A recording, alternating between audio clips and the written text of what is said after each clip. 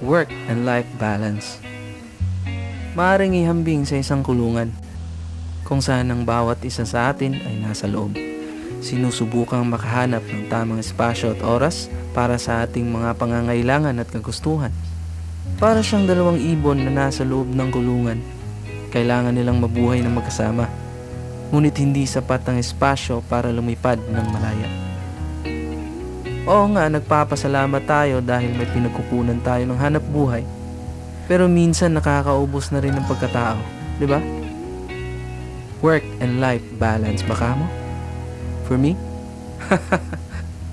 Sorry pero hindi tayo same ng mindset. Noon, kung nagpapakaalila man ako sa 8 oras na trabaho, pwes ngayon, I'm my own boss.